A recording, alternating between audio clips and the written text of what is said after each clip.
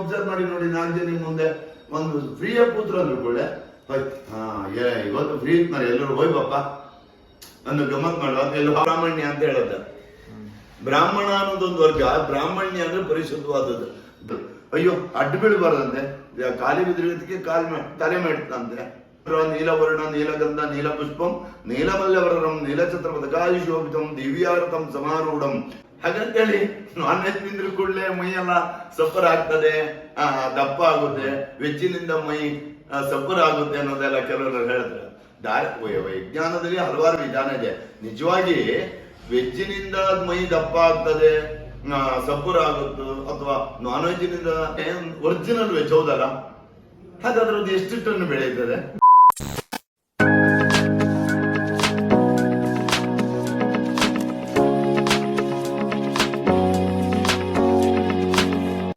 Work ಜಾಸ್ತಿ ಇದ್ದವನಿಗೆ ಹ್ಯಾಬಿಟೇ ಇಲ್ಲ. ಯಾಕೆ ಅವನಿಗೆ ಪುರ್ಸೋದ್ರೆ ಹ್ಯಾಬಿಟ್ ಮಾಡೋದು.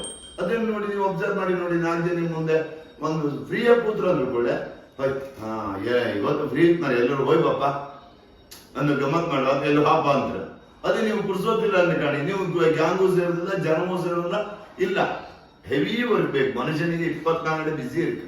ಅದೊಂದು ಮನುಷ್ಯನಿಗೆ ಯಾವುದೇ ಹೆಬಿಟು ಅವನಿಗೆ ಎಡಿಟ್ ಆಗುದಿಲ್ಲ, ಜವಾಬ್ದಾರಿ ಹೆಚ್ಚಾಗ ಕೂಡಲೇ.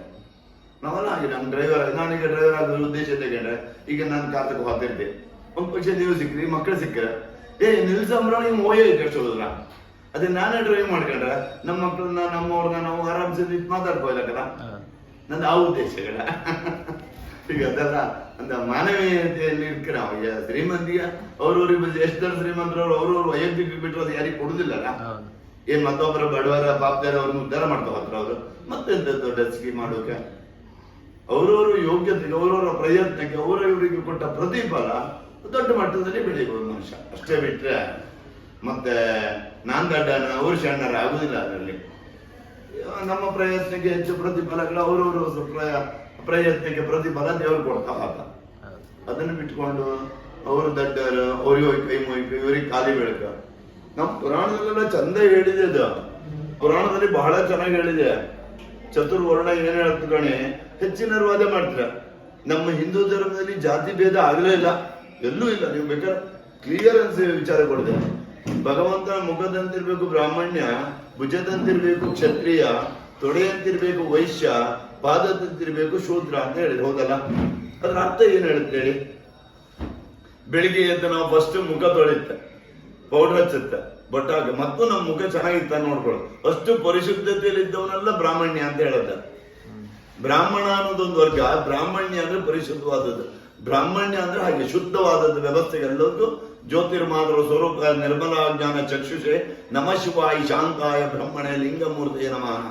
ಸೂರ್ಯನಷ್ಟು ಪರಿಶುದ್ಧತೆಯಲ್ಲಿದ್ದದ್ದು ಯಾವುದು ನಂಗೆ ಬೇಡ, ನನಗಿದ್ದದ್ದು ನಂಗೆ ಸಾಕು, ನನ್ನ ಬದುಕು ಒಳ್ಳೇದಿದೆ, 100 ಜನಿಗೆ ಉಪಕಾರ ಮಾಡ್ತೇನೆ ಅಂತ ವ್ಯಕ್ತಿತ್ವ ಹೊಂದಿದವನೆಲ್ಲ ಬ್ರಾಹ್ಮಣ್ಯ ಅಂತ ಹೇಳತ್ ನಮ್ಮ ಧರ್ಮ. ಅದೇ ಸಹಾಯ ಮಾಡುವ ಸಾಮರ್ಥ್ಯ ಇದ್ದವನೆಲ್ಲ ಕ್ಷತ್ರಿಯ. ಯಾರು ಎದ್ರೆ ಅಥವಾ ನಾವು ದುಡಿದ್ರಲ್ಲಿ ಒಂದು 10 ರೂಪಾಯಿ ಕೊಡುವಂತ ಯೋಗ್ಯತೆ ಇದ್ದವನಿಗೆ ಕ್ಷತ್ರಿಯ ಅಂತ ಹೇಳ್ತಾರೆ. ಸಹಾಯ ಮಾಡುವ ಸಾಮರ್ಥ್ಯ ಇದ್ದವನ್ನ. ಈಗ ತೊಡೆಯಂತಿರ್ಬೇಕು ವೈಶ್ಯ ಅಂದ್ರೆ ಹಾಗೆ ನಮ್ಮ ದೇಹ ಸರಿಯಾಗಿರ್ಬೇಕಾದ್ರೆ 2 ತೊಡೆಗಳು ಸರಿ ಇರ್ಬೇಕು. ಒಂದು ತೊಡೆ ವೀಕ್ ಆದ್ರೂ ದೇಹ ಬ್ಯಾಲೆನ್ಸ್ ತಪ್ಪತ್ತೆ. ಹಾಗೆ ಒಂದಕ್ಕೊಂದು ತೊಡೆಗಳು ಹೇಗೆ ದೇಹವನ್ನು ಸ್ಪಂದಿಸಿ ನಡ್ಸ್ಕೊಂಡು ಹೋಗ್ತಾವೋ, ಜೀವನವನ್ನು ನಡ್ಸ್ಕೊಂಡು ಹೋಗ್ತಾವೋ, ಹಾಗೆ ಒಬ್ಬ ವ್ಯಕ್ತಿ ಇನ್ನೊಬ್ಬ ವ್ಯಕ್ತಿನ ಯಾರು ಹೊಂದುವಂತ ಮನಸ್ಸಿರ್ತದೆ ಅವನನ್ನ ವೈಶ್ಯ ಅಂತ ಹೇಳ್ತಾರೆ. ಮತ್ತೆ ಪಾದದಿಂದಿರ್ಬೇಕು ಶೂದ್ರ ಅಂದ್ರು ಹಾಗೆ ನೋಡಿ. ಕೆಸರಲ್ಲಿ, ಮಣ್ಣಿರ್ಲಿ ಅಥವಾ ಕಾಲ ಗಾಯ ಆಗ್ಲಿ, ಎಂಥದೇ ಆಗಿರಲಿ, ನಮ್ಮ ಪಾದದಲ್ಲಿ ದೇಹವನ್ನು ಹೊತ್ಕೊಂಡು ತಿರುಗ್ತಾ ಇರ್ತದೆ. ಅಲ್ಲಿ ಗಲೀಜು ಹೋಗ್ಬಾರ್ದು, ಇಲ್ಲಿ ಹೋಗ್ಬಾರ್ದು, ಅದಕ್ಕೆ ಏನಾದ್ರು ಉಂಟಾ? ಅಷ್ಟು ಶ್ರಮ ಪಡುವವನು ಶೂದ್ರ ಅಂತ ಹೇಳುತ್ತೆ. ಅದಕ್ಕೆ ನೋಡಿ, ಯಾರು ಒಂದು ತಪ್ಪು ಮಾಡಿ 10,000 ದಂಡ ಕೊಡಿ, 1,00,000 ದಂಡ ಕೊಡಿ, ಅವನಿಗೆ ಖಾಲಿ ಬಿಡು ಮಾರಾಯ ಅಂತ. ಹಂಗಾರೆ 1,00,000 ಮೂಲ ಪ್ರಧಾನವ, ಖಾಲಿ ಬಿಡು ಪ್ರಧಾನವ? ಶ್ರಮಕ್ಕೆ ನಮಿಸು, ಶ್ರಮವನ್ನ ಪೂಜಿಸು, ಅದನ್ನು ನಾವು ಹೇಳುದು. ಪಾದದಂತಿರ್ಬೇಕು ಶೂದ್ರ ಅಂತ ಹೇಳತ್ ನಾವು ಅದನ್ನ. ಜೊತೆ ನೋಡಿ ಬೇಡ, ಎಲ್ಲೇ ನೋಡಿ ನಮ್ಮ ಧರ್ಮದಲ್ಲಿ ಏನ್ ಹೇಳಿರ, ಪಾದ ತೊಳೆದು ಪೂಜೆ ಮಾಡಂತ ಹೇಳಿರ, ಮುಖ ತೊಳೆದು ಪೂಜೆ ಮಾಡಂತ ಹೇಳಿರ. ಹಾಗಿರುವಾಗ ಪಾದಂತಿರ್ಬೇಕು ಶೂದ್ರ ಅಂದ ಕೂಡ ಅವನು ಸಗ್ರ ಮಾಡಿದಾನೆ ಅಂತ ಹೇಳುದು ತಪ್ಪಾರ್ಥ ಅಲ್ವಾ? ಅಂದ್ರೆ ಶ್ರಮವನ್ನ ಪೂಜೆ, 4 ವರ್ಣಗಳನ್ನ ಭಾಗ ಮಾಡಿರ್ ಬಿಟ್ರೆ ಜಾತಿ ನಮ್ಮಿದ್ರಲ್ಲಿ ಬರಲೇ ಇಲ್ಲ. ವರ್ಗ ಪ್ರವರ್ಗಗಳೆಲ್ಲ ನಮ್ಮ ರಾಜಾಡಳಿತ ಕಾಲದಲ್ಲೆಲ್ಲ ಆ ಜಾತಿ ಈ ಜಾತಿ ರಕ್ತ ಗುಣಗಳನ್ನ ನೋಡಿ. ಈಗ ಆಚಾರ್ಯ ಅಂದ್ರೂ ಕೂಡ ಅದು ಜಾತಿ ಅಲ್ಲ, ಆಚಾರ್ಯ ಅಂದ್ರೂ ಕೂಡ ಜಾತಿ ಅಲ್ಲ. ಮರಕ್ಕೆ ಆಕಾರ ಕೊಡುವವನೆಲ್ಲ ಆಚಾರ್ಯ. ಮರದಲ್ಲಿ ಆಕಾರ ಕೊಡುವವನು. ಹಾಗೆ ಈಗ ನೋಡಿ, ಸಣ್ಣ ಉದಾಹರಣೆ ನಾನು ಹೇಳ್ತೆ, ಶಿಲಾಮಯ ಅಂತ ಹೇಳುತ್ತೆ ನಾವು. ಕಲ್ಲಿನಿಂದ ಮಾಡುವಂತ ಗುಡಿಗಳನ್ನೆಲ್ಲ ಶಿಲಾಮಯ. ಯಾಕೆ ನಮ್ಮ ಪುರಾಣ ಧರ್ಮದಲ್ಲೇ ಇದೆ, ಮಯ ಅನ್ನುವಂತ ರಕ್ಕಸ ಮಾಯಾಶಿಲ್ಪಿಕಾರದಲ್ಲಿ ಗುಹೆಗಳ ಒಳಗೆಲ್ಲ ಬಾಗಿಲನ್ನ ಮಾಡಿ ಗುಹೆ ಒಳಗಡೆ ಆಶ್ರಯವನ್ನ ಮಾಡಿದ್ದಾನೆ ಬದುಕಿಗೆ, ಗುಹೆ ಇಟ್ಟು. ಈ ಆಚಾರ್ಯ ವಿಶ್ವಕರ್ಮ ಅನ್ನೋನು ಎಲ್ಲೂ ಬಾಗಿಲನ್ನು ತಯಾರು ಮಾಡ್ಲಿಲ್ಲ, ದೊಡ್ಡ ದೊಡ್ಡ ಹಾಲ ಕಟ್ಟಡಗಳು ಅಂತದ್ನೆಲ್ಲ ಮಾಡ್ತಾವ. ವಿಶ್ವಕರ್ಮ ಆಚಾರ್ಯ ಅನ್ನೋದು ಬಾಗಿಲು ಪೂಜೆ ಇಲ್ಲ. ಬಾಗಿಲು ಪೂಜೆ ವಾಸ್ತು ರಾಕ್ಷಸ ಅಂತ ಹೇಳಿ ಪೂಜೆ ಮಾಡ್ತಾನೆ ನಮ್ಮ ಧರ್ಮದಲ್ಲಿ. ಅಂದ್ರೆ ಮಯಾಸುರ ಅನ್ನೋನು ಈ ಬಾಗಿಲನ್ನ ಕಂಡು ಹಿಡಿತಾನೆ. ಅದಕ್ಕೆ ಶಿಲಾಮಯ ಅಂತಾನೆ ಹೇಳ್ತಾರೆ. ಅಲ್ಲಿ ಆ ಗುಣಗಳಿಗೆ ಅದ್ದಕ್ಕೆ ಸರಿಯಾದ ಗುಣಕ್ಕೆ ಸರಿಯಾಗಿ, ಉದ್ಯೋಗಕ್ಕೆ ಸರಿಯಾಗಿ, ರಕ್ತ ಗುಣಕ್ಕೆ ಸರಿಯಾಗಿ ಜಾತಿ ಮಾಡಿರ್ಬಿಟ್ರೆ ಮನುಷ್ಯ ಮೇಲೆ ಕೀಳನ್ ಮಾಡಬೇಡ. ನೀವು ನೋಡಿ, ಕಟಿಂಗ್ ಶಾಪ್ ಭಂಡಾರನ್ನ ನಾವು ಕೆಲವರೆಲ್ಲ ಹೇಳ್ತಾರೆ, ಕಟಿಂಗ್ ಮಾಡ್ಕೊಂಡು ಒಳ ಬರ್ಬೇಕು, ಅವ್ರು ಮುಟ್ಕೊಳ್ಬಾರ್ದು. ಸುಳ್ಳದ, ಮುಟ್ಟದ್ರಿಂದ ದೋಷ ಬಂತ ನಮ್ಮ ಧರ್ಮ ಹೇಳಲಿಲ್ಲ. ಯಾಕೆಂದ್ರೆ ತಲೆ ಕೂದಲು ಮತ್ತೆ ಪ್ಲಾಸ್ಟಿಕ್ ಎರಡು ಬೆಂಕಿ ಬಿದ್ರೆ ಮಾತ್ರ ಸುಟ್ಟೋದು, ಮತ್ತೆ ಯಾವ ಮಣ್ಣಲ್ಲಿ ಬಿದ್ರೂ ಅದು ಕೊಳೆಯೋದಿಲ್ಲ. ಇವರು ಕಟಿಂಗ್ ಮಾಡ್ಕೊಂಡು ಅಥವಾ ಗಡ್ಡ ಚಕ್ರ ಮಾಡ್ಕೊಂಡ ಮೈ ಮೇಲೆ ಆ ಪುಡಿ ಪುಡಿ ಕೂದಲು ಮನೆಯೊಳಗೆ ಬಂದ್ರೆ ಅದು ನೆಲ ಮೇಲೆ ಬಿದ್ದಾಗ ಹರಿದಾಡುವ ಮಕ್ಕಳ ಉಸಿರಾಟದಲ್ಲಿ ಆ ಕೂದಲು ಹೋದ್ರೆ ಶ್ವಾಸಕೋಶದಿಂದ ಕಾಯಿಲೆ ಬರ್ತದೆ ಅನ್ನೋ ಉದ್ದೇಶಕ್ಕಾಗಿ ಕಟಿಂಗ್ ಮಾಡ್ಕೊಂಡು ಸ್ನಾನ ಮಾಡಿ ಬನ್ನಿ ಅಂತ ಹೇಳಿದ್ದಾರೆ. ಅದನ್ನ ಬಿಟ್ಕೊಂಡ ಅದು ಆ ಜಾತಿ. ಈಗ ಒಂದು ಕುಲಾಲ ವರ್ಗದಲ್ಲಿ ಒಂದು ಉದಾಹರಣೆ ಉಂಟು, ಕೆಲವರೆಲ್ಲ ಹೇಳುದು ಅದೆಂತ ನೋಡಿ, ವರೆ ಅಂದ್ರೆ ಕುಂಬಾರ, ಕುಲಾಲರು, ಅದು ತಪ್ಪಾರ್ಥ. ವರೆ ಅಂದ್ರೆ ಏನ್ ಹೇಳ್ತಂದ್ರೆ ಜಾಗೃತವಂತರು ಅಂತ ಹೇಳ್ತಾರೆ ನಮ್ಮ ಧರ್ಮ. ಈಗ ಖಡ್ಗವನ್ನ ಒರೆಯಲ್ಲಿ ಇಡುವುದು, ಅವರು ಹಾಗೆ ಆ ಮಣ್ಣನ್ನ ಕೊಳಸಿ ಅದನ್ನ ಮಡಿಕೆ ಮಾಡಿ ವ್ಯವಸ್ಥಿತವಾದಂತಹ ಜಾಗ್ರತೆ ಮಾಡಿ ಇನ್ನೊಬ್ಬನ ಕೈ ಕೊಟ್ಟು ಆ ನಂತರ ಅದನ್ನ ಏನ್ ಮಾಡ್ತಾನೆ, ಆ ವ್ಯಕ್ತಿ ಅದರಿಂದ ಸಂಪಾದನೆ ಮಾಡಿ ಬದುಕನ್ನು ಸಾಗಿಸ್ತಾನೆ. ಆ ಬದುಕನ್ನು ಸಾಗಿಸ್ಬೇಕಾದ್ರೆ ಎಷ್ಟು ಜಾಗ್ರತೆ ಬೇಕು ಹೇಳಿ. ಆ ಜಾಗೃತ ವ್ಯವಸ್ಥೆಗೆ ಹೊರೆ ಅಂತ ಹೇಳುದು.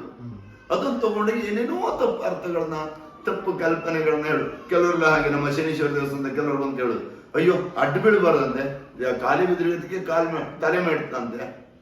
ನಮ್ಮ ಧರ್ಮದಲ್ಲಿ, ನಮ್ಮ ಪುರಾಣದಲ್ಲಿ ಉಲ್ಲೇಖ ಉಂಟು ಶನಿದೇವರದು. ಶನೀಶ್ವರ ಗ್ರಹ ನೀಲವರ್ಣ ನೀಲಗಂಧ ನೀಲಪುಷ್ಪಂ ನೀಲಮಲ್ಯವರಂ ನೀಲಛತ್ರಪದಕಾಯುಶೋಭಿತಂ ದಿವ್ಯಾರತಂ ಸಮಾರೂಢಂ ಮೇರುಂ ಪ್ರದಕ್ಷಿಣೀಕೂರ್ಣಂ ಚಾಪಾನುಸ್ಥಾಪಂ ಪ್ರಾಜ್ಞಾಯುಕ್ತಂ ಗ್ರದ್ರರಥಂ ಚತುರ್ಭುಜಂ ಶೂಲಾವಿಲಾದರಂ ಸೌರಾಷ್ಟ್ರ ದೇಶದೀಪತಿಂ ಕಾಶಿಪಶಗೋತ್ರಂ ವಿಶ್ವಾಮಿತ್ರಋಷಿಂ ಪ್ರಮೋದತೆ ಸಂವತ್ಸರೆ ಪುಷ್ಯಮಾಸೆ ಕೃಷ್ಣ ಪಕ್ಷೆ ಅಷ್ಟಮ್ಯಂ ಸ್ವಾತಿ ನಕ್ಷತ್ರೇ ಜಾತ ಮಕರ ಕುಂಭಂ ರಾಜದೀಪತಿ ಮಂದವಾರಂ ಪ್ರಯುಕ್ತಂ ಕಿರೀಟನಂ ಸುಖಾಸನಂ ಪತ್ನಿಪುತ್ರ ಪರಿವಾರ ಸಮಿತಂ ಪ್ರವಿಷ್ಟಂ ಸೂರ್ಯಗ್ರಹಸ್ಯ ಪಶ್ಚಿಮಾದಿಗ್ಭಾಗಿ ಧನುಕಾರ ಮಂಡಲೆ ಅಧಿದೇವತಾ ಪ್ರತ್ಯಾದಿ ದೇವತಾ ಸಹಿತ ಶನೀಶ್ವರ ಗ್ರಹ ಆವಯಾಮಿ ಅಂತೇಳಿ ಶನಿದೇವರನ್ನು ಆವಾಹನೆ ಮಾಡ್ತಾರೆ. ಅದರ ಅರ್ಥ ಏನು ಕೇಳಿದ್ರೆ, ಮಹೇಂದ್ರಗಿರಿ ಪರ್ವತದ ಆಕೃತಿಯಲ್ಲಿ ಗಗನ ಮಾರ್ಗದಲ್ಲಿ ಮಂದಚರ ಅಂದ್ರೆ ನಿಧಾನವಾಗಿ ಚಲನೆ ಉಳ್ಳವನು, ಗ್ರದ್ರ ರಥ ಅಂದ್ರೆ ಬದ್ದಿನಾಕೃತಿಯ ರಥದಲ್ಲಿ ಕಾಗ ವಾಹನ ಅನ್ನುವಂತ ಒಂದು ಆಕಾರವನ್ನು ಇಟ್ಟು ಶನಿದೇವರು ಚಲನೆಯಲ್ಲಿರುತ್ತಾರೆ ಅಂತ ಹೇಳ್ತಾರೆ. ಹಾಗಾದ್ರೆ ಗಗನ ಮಾರ್ಗದಲ್ಲಿ ಹದ್ದಿನಾಕೃತಿ ರಥದಲ್ಲಿ ಕೂತು ಆಕಾಶ ಮಾರ್ಗದಲ್ಲಿ ಹೋಗುವ ದೇವರಿಗೆ ನಾವಿಲ್ಲಿ ಕಾಲಿ ಬಿದ್ದಾಗ ಮಾತ್ರ ನಮ್ಮ ತಲೆ ಮೆಟ್ಟಬೇಕಾ? ಸ್ವಲ್ಪ ಪರಿಜ್ಞಾನ ಮನುಷ್ಯ ಏನಿಗೆ, ಯಾರೋ ಒಬ್ಬ ಅಪ್ಪ ನಾನೇ ಈಗ ನಿಮ್ಗೆ ವಿಷಯಗಳನ್ನೆಲ್ಲ ಹೇಳ್ಬಿಟ್ಟೆ, ಹೇಳಿದ್ರು ಕೂಡಲೇ ಆ ತಕ್ಷಣ ನಾವು ಅವ್ರು ಹೇಳಿದ್ದೇ ಸರಿ ಅಂತ ನಿರ್ಧಾರಕ್ಕೆ ಬರಬಾರ್ದು. ನಿಮ್ಮ ಮೆದುಳಿಗೂ ಕೆಲಸ ಕೊಡ್ಬೇಕು, ಪ್ರತಿಯೊಬ್ಬರ ಮೆದುಳಿಗೆ ಕೆಲಸ ಕೊಡ್ಬೇಕು. ನಾನು ಒಂದ್ಸಲ ಯಾವುದೋ ಒಂದು ಈ ಬ್ರಹ್ಮ ವಿಷ್ಣು ಮಹೇಶ್ವರ ಹೆಣ್ಣು ಮತ್ತೆ ಗಂಡು ಅನ್ನೋಂಥ ತರ್ಕ ಮಾಡಿದಾಗ ಹಿಂದೂ ಧರ್ಮ ವೈಜ್ಞಾನಿಕವಾಗಿ ಉಂಟಂತ ಮಾತಾಡ್ತೇನೆ, ಮಾತಾಡೋದು ತುಂಬಾ ಮಾತಾಡ್ತಿರ್ತಾರೆ, ವೈಜ್ಞಾನಿಕವಾಗಿ ಉಂಟು ಅಂತ ಮಾತಾಡ್ತಾರೆ. ಅವಾಗ ನಾನು ಹೇಳುತ್ತೆ ನೋಡಿ, ಧರ್ಮ ಯಾಕೆ ಕೇಳಿದ್ರೆ ನಮ್ಮ ಪ್ರಕೃತಿಯಲ್ಲಿ ಪ್ರಪಂಚದ ಸೈನ್ಸ್ ವಿಜ್ಞಾನ ಪ್ರಕಾರ ಏನ್ ಹೇಳ್ತೇವೆ, ಸ್ತ್ರೀಲಿಂಗ ಪುಲ್ಲಿಂಗ ನಪುಂಸಕಲಿಂಗ 3 ಲಿಂಗಗಳು ಅಂದ್ರೆ 3 ವರ್ಗಗಳು ಪ್ರಕೃತಿಯ ಜೀವರಾಶಿ, ಹೌದಲ್ಲ? ಒಂದು ಸ್ಥಿರವಾಗಿ ಬೆಳೆಯುವಂಥದ್ದು ನಪುಂಸಕಲಿಂಗ, ಮತ್ತೊಂದು ಹೆಣ್ತನವನ್ನು ಹೊಂದಿದ ಹುಟ್ಟುವಂತದಕ್ಕೆಲ್ಲ ಗರ್ಭಕೋಶ ಇರುವಂತದಕ್ಕೆಲ್ಲ ಸ್ತ್ರೀಲಿಂಗ, ಅದನ್ನ ನಡೆಸಿಕೊಂಡು ಹೋಗುವಂತ ವ್ಯಕ್ತಿತ್ವಕ್ಕೆಲ್ಲ ಪುಲ್ಲಿಂಗ, ಹಾಗೆ ಗಂಡು ಹೆಣ್ಣು ಮಧ್ಯಮ ನಪುಂಸಕಲಿಂಗ. ಅದನ್ನೇ ಬ್ರಹ್ಮ ವಿಷ್ಣು ಮಹೇಶ್ವರ ಅಂತೇಳಿ ಕಥಾ ಪುರಾಣದಲ್ಲಿ ಕಥೆಯ ಉಲ್ಲೇಖವನ್ನು ಮಾಡಿ ವಿಜ್ಞಾನವನ್ನ ನಾಟಕ ರೂಪದಲ್ಲಿ ಹೇಳುವಾಗ ಈ ರೀತಿ ಮಾಡ್ತಾ ಹೋಗ್ತಾರೆ. ನಾವು ನಮ್ಮ ಮೆದುಳಿಗೆ ಕೆಲಸ ಕೊಡ್ಬೇಕು, ಆವಾಗ ನಮ್ಗೆ ಆಲೋಚನೆ ಬರ್ತದೆ. ಎಲ್ಲವೂ ಯಾರು ಏನು ಹೇಳಿ ಕೊಟ್ಟು ಮತ್ತೊಬ್ಬರನ್ನ ಕಲಿಸ್ಲಿಕ್ಕೆ ಬರುದಿಲ್ಲ. ವಿದ್ಯಾಭ್ಯಾಸ ಅನ್ನೋದು ವ್ಯಾಪ್ತಿಯ ಒಳಗಡೆ ಕೂತ್ಕೊಂಡು ಈಗ ಒಬ್ಬ ಎಲ್ಲರಿಗೂ ಪಾಠ ಮಾಡೋದಂದ್ರೆ ಏನ್ಕಂಡ್ರೆ, ಈಗ ನೀನು ಅಥವಾ ಮರ ಒಂದು ವಸ್ತು ಎಲ್ಲರಿಗೂ ಒಂದೇ ರೀತಿಯ ಅಕ್ಷರಗಳನ್ನ ಬೋಧನೆ ಮಾಡುವ ಪಾಠ. ಅದೇ ಹಿಂದಿ ಸಂಸ್ಥೆಯಲ್ಲಿ ಹಿಂದಿ ವಿದ್ಯಾಭ್ಯಾಸ ಮಾಡೋದು ಹಿಂದಿ ಪಾಠ ಮಾಡ್ತಾರೆ, ಕನ್ನಡ ವಿದ್ಯಾಭ್ಯಾಸ ಮಾಡೋದು ಕನ್ನಡ ಪಾಠ. ಕನ್ನಡ ಅಕ್ಷರಗಳ ಬಗ್ಗೆ ಎಲ್ಲರಿಗೂ ಒಂದೇ ರೀತಿ ಮಾಹಿತಿ ಕೊಡೋದೇ ವಿದ್ಯಾಭ್ಯಾಸ. ಅದನ್ನು ವಿದ್ಯಾಭ್ಯಾಸ. ಆದ್ರೆ ಜನರಲ್ ನಾಲೆಜ್ ಅಂದ್ರೆ ಸಾರ್ವಜನಿಕ ಜ್ಞಾನ, ಪ್ರಪಂಚ ಜ್ಞಾನ ಬರಬೇಕಾದ್ರೆ ಸಾರ್ವಜನಿಕ ವ್ಯವಸ್ಥೆನ ನಾವು ಚಿಂತನೆ ಮಾಡಬೇಕು. ಅಕ್ಷರವನ್ನ ಕಲಿತು ಅಭ್ಯಾಸ ಮಾಡಿಕೊಂಡು ಸಾರ್ವಜನಿಕ ಚಿಂತನೆ ನಾವು ಒಳಗಾದಾಗ ಮಾತ್ರ ನಮಗೆ ಜ್ಞಾನೋದಯ ಆಗ್ತಾ ಹೋಗುತ್ತೆ. ಅದನ್ನ ನಾವು ವೈಜ್ಞಾನಿಕವಾದಂತ ಧಾರ್ಮಿಕ ಮತ್ತೆ ಹಿಂದೂ ಧರ್ಮನ ವಿಜ್ಞಾನದಲ್ಲಿ ತಗೊಳ್ತಾ ಹೋಗ್ತೇವೆ. 9 ಗ್ರಹಗಳನ್ನು ಪೂಜೆ ಮಾಡಿ ಈಗ ಹೋಮ ಹವನ ಮಾಡುವಾಗ ವೆಜ್ಜಿಗೆ ನಾನ್ ವೆಜ್ಜಿಗೆ ಹೇಳ್ತಾರೆ, ಅಯ್ಯೋ ನಾನ್ ವೆಜ್ ಬಿಡ್ಬೇಕಾ, ಯಾಕೆ ನಾನ್ ವೆಜ್ ಬಿಡ್ಬೇಕು ಅಂತ ಪ್ರಶ್ನೆ ಕೆಲವರದಲ್ಲ. ಈಗ ನಮ್ಮಲ್ಲಿ ಏನಿದೆ, ಪ್ರಕೃತಿಯಲ್ಲಿ ಒಂದು ಜೀವರಾಶಿಗಳು 2 ವರ್ಗ, ಒಂದು ಸ್ಥಿರ ಪ್ರಾಣಿ, ಒಂದು ಚರ ಪ್ರಾಣಿ. ಒಂದು ಚಲನೆಯಿಂದ ಬದುಕುವಂತ ಜೀವರಾಶಿಗಳಾದ್ರೆ ಇನ್ನೊಂದು ನಿಂತಲ್ಲಿ ಬೆಳೆಯುವ ಜೀವರಾಶಿಗಳು. ಆ ನಿಂತಲ್ಲಿ ಬೆಳೆಯುವ ಜೀವರಾಶಿಗಳು ಅಂದ್ರೆ ಈ ಗಿಡ ಮರ ಸಸ್ಯಾಹಾರಿಗಳು. ಅವು ನೋಡಿ, ಒಂದ್ ಬದಿ ಹರೆ ಕಡಿಲಿ, ಸೊಪ್ಪು ಇದಾಗಲಿ, ಅಥವಾ ಮಳೆ ಬರ್ಲಿ, ನೀರ್ ಬೀಳ್ಲಿ ಬೀಳದಿರಲಿ, ಎಲ್ಲವನ್ನು ಸಹಿಸಿಕೊಂಡು ಮಳೆ ಬರುವ ತನಕ ಕಾದು ಪುನಃ ಚಿಕ್ಕರುತ್ತೆ. ಅದೇ ಪ್ರಾಣಿಗಳಾಗಲ್ಲ, ಚರ ಪ್ರಾಣಿ ಅಂದ್ರೆ ಓಡಾಡುವ ಜೀವರಾಶಿಗಳು. ಅವೆಲ್ಲ ಏನ್ ಮಾಡ್ತವೆ, ಒಂದ್ ಪೇಟ್ ಬಿದ್ರೆ ಒಂದೇ ಓಡಿ ಹೋಗ್ತವೆ, ಒಂದೇ ಹಿಂದೆ ತಿರುಗಿ ಕಚ್ಚು ಮೈ ಮೇಲೆ ಬರ್ತವೆ ಅಂತ ಒಂದು ಸ್ಥಿರ ಪರಿಸ್ಥಿತಿ. ಈ ಚರ ನಾವು ಏನು ಆಹಾರ ತಿಂತೇವೆ ಅದರಲ್ಲಿ ಉತ್ಪತ್ತಿ ಆದಂತ ರಕ್ತ ಕಣಗಳು, ಆ ರಕ್ತ ಗುಣಗಳು ನಮ್ಮ ಮನಸ್ಸಿಗೆ ಪ್ರಚೋದನೆ ಮಾಡುತ್ತೆ, ನಮ್ಮ ಬುದ್ಧಿ. ಅದಕ್ಕೆ ವಾತಾವರಣ ಅಂತ ಹೇಳು. ವಾತ ಅಂದ್ರೆ ಗಾಳಿ, ವರುಣ ಅಂದ್ರೆ ನೀರು. ಪ್ರತಿ ಗಾಳಿ ನೀರು ನಾವು ಏನು ನುಂಗ್ತೇವೆ ಅದು ನಮ್ಮ ಮನಸ್ಥಿತಿ ನಮಗೆ ಕೊಡ್ತಾ ಹೋಗುತ್ತೆ.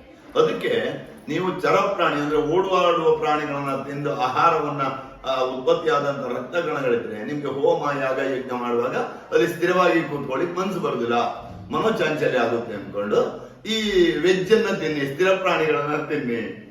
ಹಾಗಂತೇಳಿ ನಾನ್ ವೆಜ್ ತಿಂದ್ರು ಕೂಡಲೇ ಮೈಯೆಲ್ಲ ಸಫರ್ ಆಗ್ತದೆ, ದಪ್ಪ ಆಗುತ್ತೆ, ವೆಜ್ಜಿನಿಂದ ಮೈ ಸಫರ್ ಆಗುತ್ತೆ ಅನ್ನೋದೆಲ್ಲ ಕೆಲವರು ಹೇಳಿದ್ರೆ ವಿಜ್ಞಾನದಲ್ಲಿ ಹಲವಾರು ವಿಧಾನ ಇದೆ.